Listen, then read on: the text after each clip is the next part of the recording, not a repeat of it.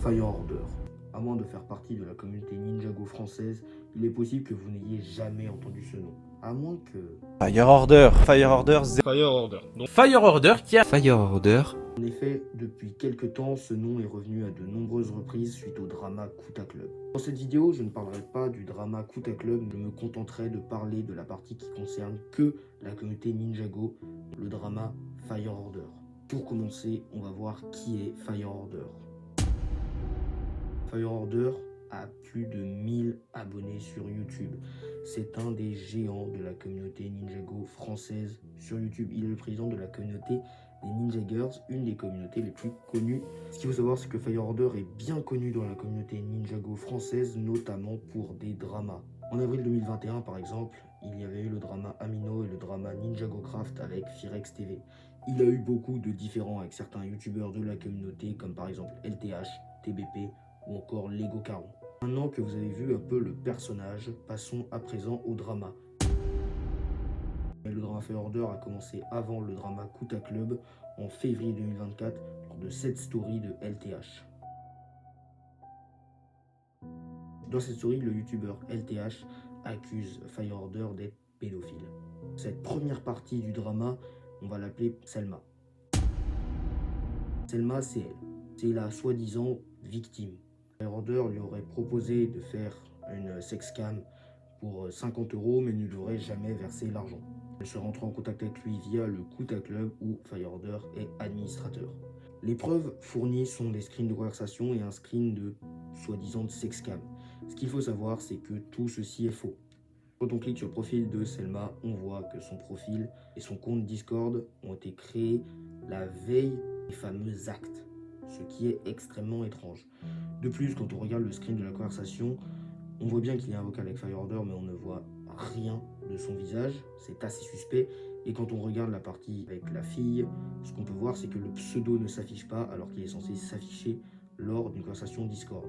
On a donc affaire à un montage uniquement pour discréditer Fire Order.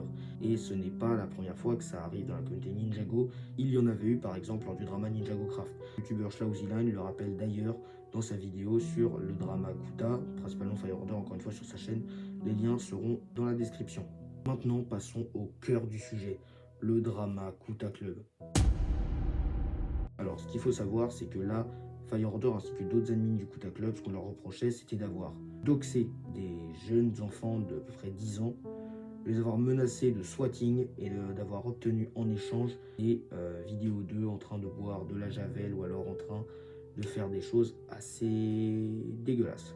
On a même un témoignage à l'appui venant d'un soi-disant ancien membre du staff qui aurait vu ces actes et qui dénonce. Cependant, ne serait-ce qu'en regardant les screens des conversations avec Fire Order, quelque chose me met la puce à l'oreille. En effet, j'ai déjà beaucoup discuté avec Fire Order, que ce soit sur le serveur des Ninja Girls ou en privé.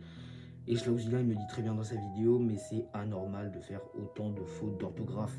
Le langage était bien soutenu certes, mais il y avait des fautes. Et Fire Order fait très peu de fautes. Ce qu'il faut savoir, c'est que je n'ai pas pris position lors des accusations, tout simplement parce que je n'étais pas sûr de l'innocence ou de la culpabilité de Fire Order. Cependant, il est sorti une vidéo sur la chaîne de Foufa, donc suite à un live, dans lequel il démontre point par point l'innocence de Fire Order et de Kuta.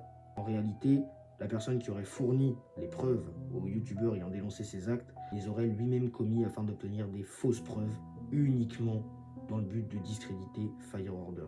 Je vous mets les vidéos de Foufa et Punisher dans la description. En plus de ça, le fameux témoignage, on apprend aussi qu'il a été inventé de toutes pièces. En effet, la personne ayant dénoncé ces actes aurait demandé de faire un vocal scripté uniquement dans ce but. Ce serait donc un faux témoignage.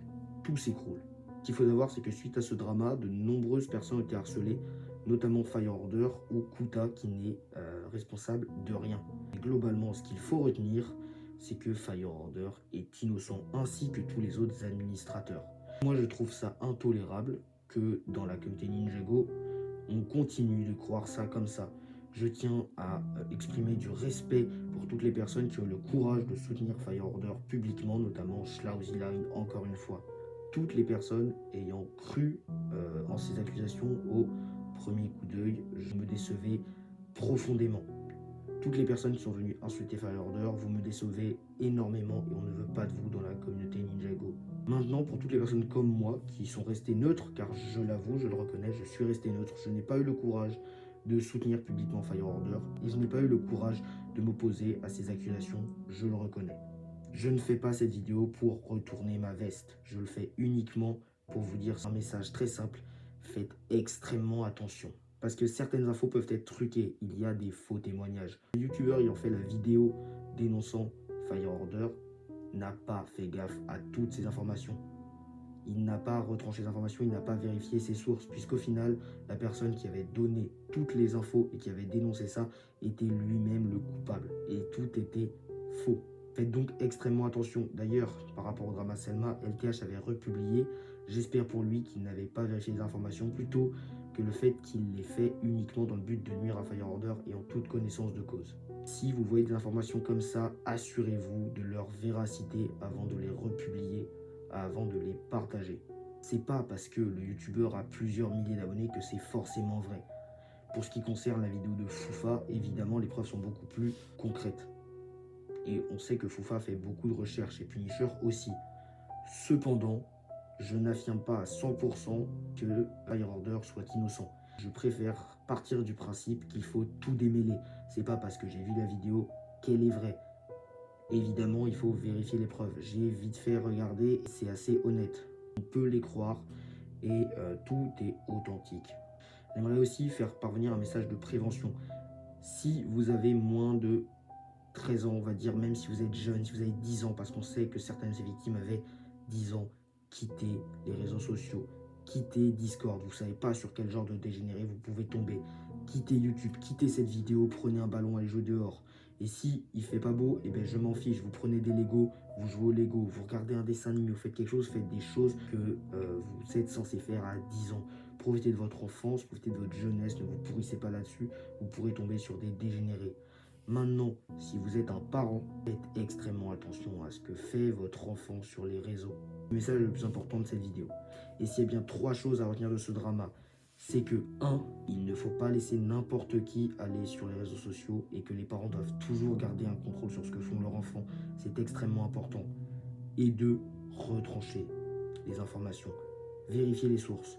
On s'est retrouvé avec des accusations calomnieuses non vérifiées. Encore une fois, je donne toutes mes félicitations à tous ceux qui ont osé s'afficher et qui ont osé défendre publiquement Fire Order ainsi que tous les membres du Kuta Club accusés. Maintenant, toutes les personnes qui ont commis du harcèlement, qui sont allées insulter. Je sais que chez Ninja Girls, il y a des gens qui sont venus le traiter de gros dégueulasse. Franchement, vous pouvez aller vous faire voir. Vous n'avez pas été capable de discerner le vrai du faux. Si vous avez un doute, au lieu de prendre position, vous pouvez simplement ne rien dire. C'est la meilleure des choses à faire. En tout cas, moi, j'ai fini cette vidéo. Vous pouvez vous abonner, ça ferait extrêmement plaisir. Éclatez les pouces bleus et partagez cette vidéo.